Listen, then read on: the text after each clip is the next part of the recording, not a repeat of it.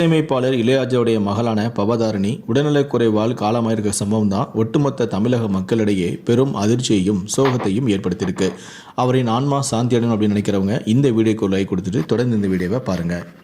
தான் கடுமையான புற்றுநோயால் பாதிக்கப்பட்டிருக்கேன், நான் பிழைக்கவே மாட்டேன், என்னை காப்பாற்றுறது ரொம்ப கஷ்டம், மருத்துவர்களே கைவிரிச்சிட்டாங்க அப்படின்னு தெரிஞ்ச பிறகு அவங்க கடைசியாக இருக்கிறதுக்கு முன்னாடி பேசக்கூடிய விஷயங்களும் அவங்களுடைய உறவினர் மூலமாக இப்போ வெளியாகி எல்லாரும் மனசையும் கலங்க வச்சிருக்கு. இளையராஜாவுடைய மகளான பவதாரணி கடந்த 5 மாதங்களாகவே கடுமையான உடல்நல பாதிப்பால் அவதைப்பட்டு வந்திருக்காங்க. அவங்களுக்கு திடீரென கடுமையான வயிற்று வலி ஏற்பட்டிருக்கு. உடனே மருத்துவமனையில் அனுமதித்து அவங்க பரிசோதனை செய்யும் போது தான் அவங்களுக்கு பித்தப்பையில் ப்ராப்ளம் இருக்குது அப்படிங்கிறத கண்டுபிடிச்சிருக்காங்க.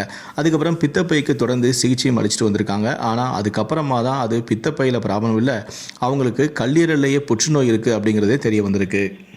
அதில் இன்னும் கொடுமையான விஷயம் என்னென்னா, பவதாரணிக்கு புற்றுநோய் இருக்கிறத கண்டுபிடிக்கும் போதே அது கடைசி ஸ்டேஜில் இருக்கும்போது தான் கண்டுபிடிச்சிருக்காங்க.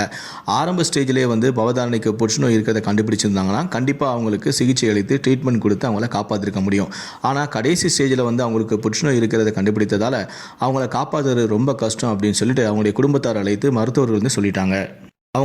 மருத்துவர்களுக்கு பலவிதமான சிகிச்சை கொடுத்தும் அது கை கொடுக்காததால் கடைசியாக ஆயுர்வேத சிகிச்சை ட்ரை பண்ணி பார்க்கலாம் அப்படின்னு சொல்லி தான் ஆயுர்வேத சிகிச்சை எடுப்பதற்காக தான் அவங்க இலங்கைக்கு போயிருக்காங்க.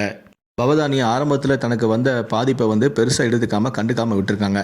ஆனால் அதுக்கப்புறமா அவங்க புற்றுநோயால் பாதிக்கப்பட்டிருக்காங்க அப்படின்னு மருத்துவர் சொன்ன பிறகு தான் இப்படிப்பட்ட ஒரு தவறை செஞ்சிட்டோமே அப்படின்னு நினச்சி ஒரு நாள் முழுவதும் அழுதுருக்காங்க.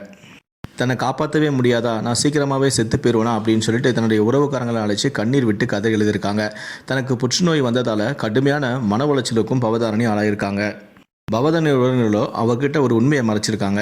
அதாவது, உனக்கு புற்றுநோயில் கடைசி ஸ்டேஜ் அப்படிங்கிறத சொல்லவே இல்லை, இது சாதாரண ஸ்டேஜ் தான், இப்போ தான் உனக்கு புற்றுநோய் ஆரம்பிக்குது, ஸோ அதனால் இதை சீக்கிரமாகவே கிளியர் பண்ணிடலாம், ஒன்றும் பிரச்சனை இல்லை, டாக்டர் சீக்கிரமாகவே குணப்படுத்திடலாம் சொல்லியிருக்காங்க அப்படின்னு சொல்லி நம்பிக்கை ஊட்டியிருக்காங்க.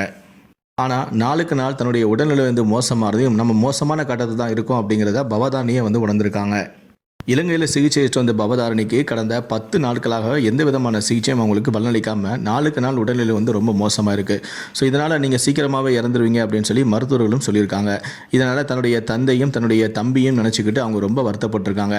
அவங்கள சீக்கிரமாக பார்க்கணும், அவங்கள கிளம்பி வர சொல்லுங்கள் அப்படின்னு சொல்லி கதறி எழுதியிருக்காங்க.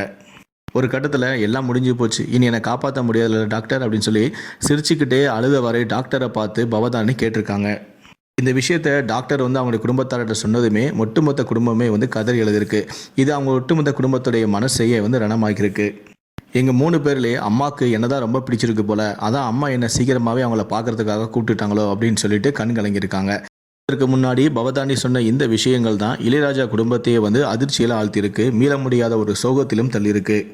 வாழ வேண்டிய வயசில் 47 வயசுலேயே பவதாரணி இப்படி மரணம் அடைந்தது பற்றி உங்களுடைய கருத்துக்கள் என்ன அப்படிங்கிறத கீழே இருக்கக்கூடிய கமெண்ட் செக்ஷனில் மறக்காமல் சொல்லுங்கள். முடிந்தளவுக்கு இந்த வீடியோவை மற்றவங்களுக்கும் ஷேர் பண்ணுங்கள். நன்றி, வணக்கம்.